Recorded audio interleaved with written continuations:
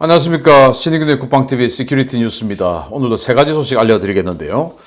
자, 지금 폐색이 짙어지고 있죠. 어딘지 아시겠죠? 폐색이 짙어지니까 뭔가 당일날 조작질을 하고 싶은가 봅니다.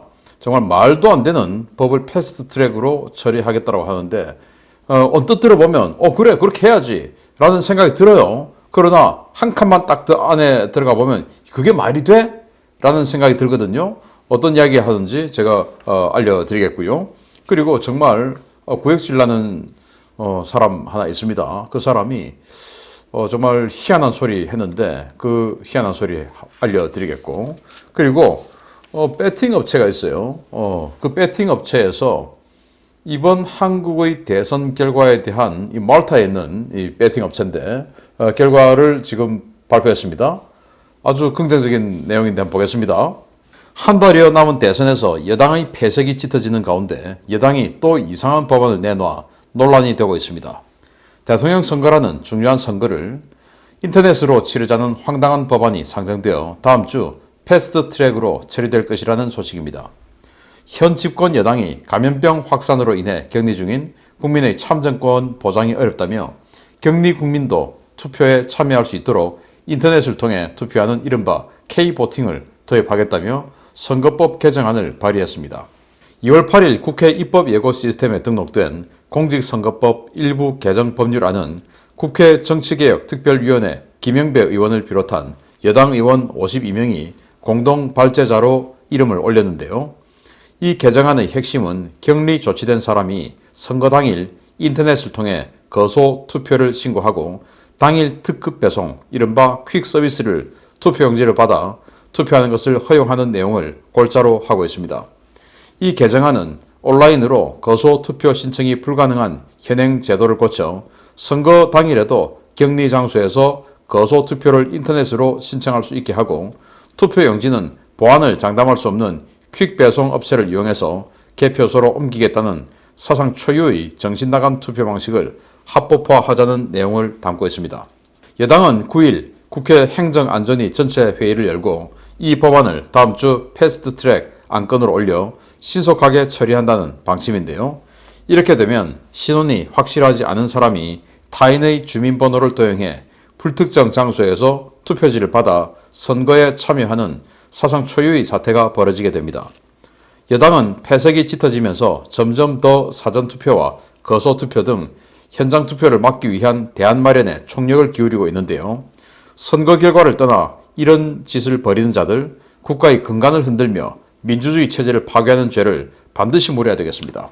아니, 지금 현재 이 행안부에서 내놓은 거소투표 기준이에요. 이게 바로. 그래서 거소투표 하려고 하는 사람, 즉 내가 우리 집에서 해야 되겠다, 이렇게 한 사람은 미리 사전에 이제 신고를 해야 되는데 격리되고 있는 사람은 그거 할 수 없다. 그러니까 그냥 인터넷으로 신고하고, 그러면 신고했는데 그 인터넷으로 투표는 하기가 곤란하니까 그러면 그 투표용지를 퀵 배송 업체에서 배송을 해주고, 그리고 투표하고 퀵 배송 업체가 다시 갖다주고, 이러면 된다, 이러는 거죠.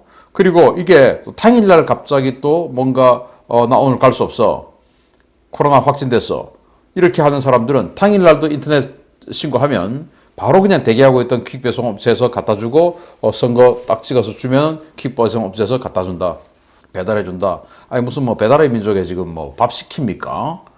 지금 투표용지 하나 이동하는데 경찰차가 붙어서 호위하고 하지 않습니까?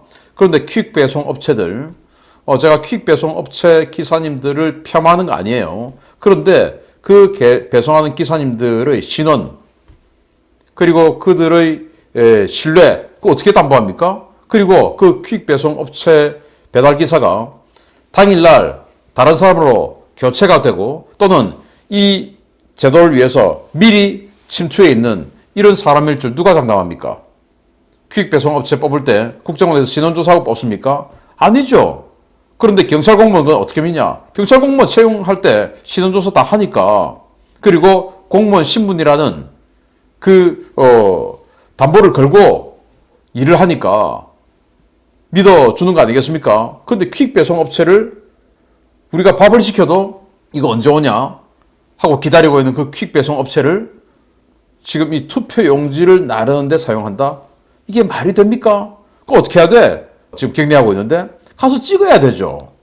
아니 하나의 선거구에 투표 장소가 얼마나 많이 있습니까? 그 중에 하나를 감염 전문 투표 장소로 하든지 아니면은 지금 뭐 초등학교 다 대부분의 초등학교 동네마다 다 있는데 그 초등학교 대부분 다 선거 투표 용지로 쓰죠. 거기에 천막 치고 난로 집어넣고 해서 감염되신 분들은 그 따로 거기서 투표할 수 있도록 해줘야죠. 그 왜 집에서 인터넷으로 퀵 배송 업체들이 오토바이 타고 아무도 감시 감독하지 않고 받아서 갖다 주는데 이게 교체가 되든지 어떻게 합니까 그걸? 미국에서 지난 대선 때 이런 이상한 일들이 계속 나오니까 이게 도대체 말이 되냐? 야당은 뭐 했냐? 여당은 뭐 했냐? 이렇게 했죠. 제가 그 방송을 하니까 지금 신임균 거짓말하고 있는 것 같다. 믿어지지 않는다. 이런 이야기 많이 하셨는데 지금 이런 일들이 지금 진행되고 있어요. 그런데 이런 해설하지 않고 그냥 그래 감염되고 격리된 사람도 투표해야지 라고만 생각하면 김영배를 비롯한 이자들이 지금 발의한 이 내용이 맞는 겁니다. 그냥 확 넘어가는 겁니다. 정말 민주주의의 근간을 무너뜨리기 위해서 어떻게든 노력하고 있는 이자들 정말 용서해서는 안 된다라고 생각하고 그리고 또 당일날 이 와이파이 저는 재민기를 야당에서 배급을 해야 된다라고 생각합니다. 와이파이로 인터넷을 개표장에 연결해서 그 인터넷을 가지고 어떤 조작을 할지 모른다라는 우려들 많지 않습니까? 그래서 그 와이파이 제모 반드시 야당 참관인이 그 제모를 가지고 현장에 그냥 와이파이 전부 제밍을 하는 이런 조치도 필요하다라는 생각이 듭니다. 왜? 이제는 도저히 인물로 안 되니까 이런 식으로 다른 방법으로 결과를 뒤엎으려고 하는 이런 시도들이 너무 많죠. 그래서 지금 중국인을 개표 참관인 기가 차는 겁니다. 두 번째입니다. 아우 정말 죄송합니다. 이런 사진 올려서.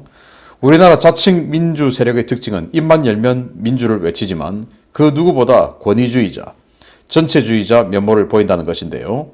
최근 야당 후보가 현 정부에 대한 적폐 수사 의지를 보이자 여당 최고의 원로가 발끈하고 나섰습니다.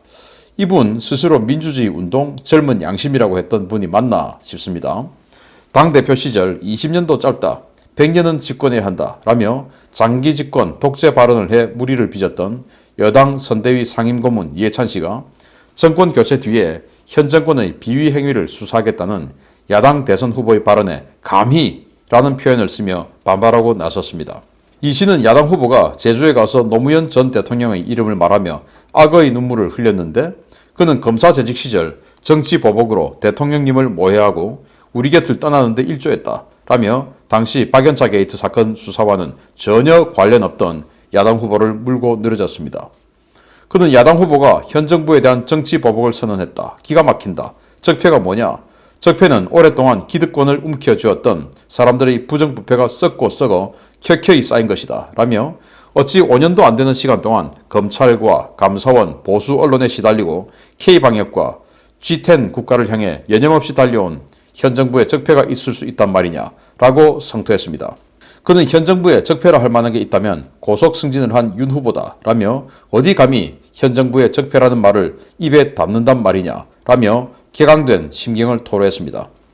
현재 여당의 원로로 선대위 상임고문을 맡고 있는 이 씨는 과거 교육부총리 시절 이른바 이해찬 세대를 만들어내며 공교육 붕괴를 이끌었고 과거 구청 공무원과 구청장에게 손찌검을 하고 머리바가를 시키고 물컵을 집어 던지는가 하면 기자들 뺨을 때리고 욕설을 하고 세종시 땅 투기 논란을 휩싸이고 반일 선동 행사 직후에 일본산 사케로 회식을 하며 엄청난 논란을 일으켜왔던 갑질 끝판왕, 골프장에서도 갑질했던 그 갑질 끝판왕인데요. 일만 열면 민주화 정의를 외치며 권위주의의 정점을 달리는 위선자들, 이번 선거를 계기로 두 번 다시 우리 정치권에 발을 들이지 못하게 해야겠습니다. 겁이 확 나나 봅니다. 적폐 맞습니다. 아주 오랜 세월 동안 켜켜이 쌓인 게 적폐죠. 사전적 의미. 그런데 이들은 불과 5년 만에 우리 국민 전체를 정말 치를 떨게 할 만큼의 적폐를 스피드 있게 해냈습니다. 그동안 수십 년 동안 켜켜이 쌓인 것보다 더 많은 그 비리, 문제덩어리 이런 것들을 불과 5년도 안 되는 시간 만에 해냈으니 얼마나 문제입니까? 그래서 이 적폐, 오랫동안 켜켜이 쌓여진 이 양보다 불과 5년 동안 쌓아놓은 양이 더 많은 이따위 행위를 해놓고 감히라고 이야기합니다. 그리고 또 왜곡도 하죠. 노무현 대통령 수사를 야당 후보 했습니까? 아무 관계가 없죠. 그런데도 다 그렇게 몰아갑니다. 요새 이상하게 분위기가 뭐 노무현 차지하기, 선명성, 노무현 선명성 이런 게 지금 경쟁이 붙어 있어서 그런가 본데 아무튼 그렇게 합니다. 이 사람이요. 1995년도에 43살 때입니다. 52년생이니까 서울시 정무부시장을 하면서 자기 형 부동산 등기 관련해서 구청에서 빨리 처리 안 해준다고 구청장 뺨을 때렸습니다. 43살 때. 그리고는 담당 공무원 머리박아를 시켰습니다. 기가 차죠? 이런 사람입니다. 이런 사람이 민주화, 양심 어쩌고 하면서 자기는 광주민주화 운동하고 아무 관계 없으면서 광주민주화 운동할 때 광주 근처도 안 가봤으면서 광주민주화 유공자증 가지고 다니면서 온갖 또 혜택은 다 받고 있습니다.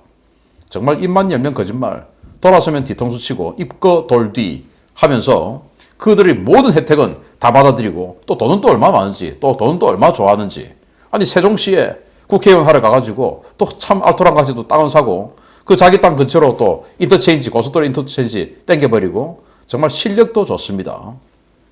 겁은 나나 봅니다. 정말 정권 바꾸어서 적폐 그렇습니다. 적폐 켜켜이 쌓여진 거 아니라면 비리 수사해야 되죠. 다 잡아들여서 깨끗한 대한민국 만들어야 됩니다. 한 놈도 빠지지 않고 다 잡아야 됩니다. 이런 긍정적인 소식이 있네요. 보겠습니다. 이번 선거의 판세 확실하게 기운 것 같습니다. 2020년 미국 대선 결과와 영국의 브렉시트를 맞춰 유병세를 탔던 글로벌 배팅 사이트에서 차기 한국 대통령 선거 결과 예측에 대한 놀라운 발표를 내놓았습니다. 오는 3월 9일 치러지는 한국의 대선에서 당초 당선 유력으로 평가되었던 여당 후보의 당선 확률이 폭락하고 야당 후보의 당선 확률은 2배 가까이 폭등했다고 몰타에 거점을 둔 글로벌 배팅 업체 스마켓이 현지 시각 2월 9일 밝혔습니다. 스마켓 측은 지난 1월 13일 집계한 한국 대선 결과 전망에서 여당 후보의 당선 가능성을 74.63%, 야당 후보의 당선 가능성을 34.01%로 예측했는데요.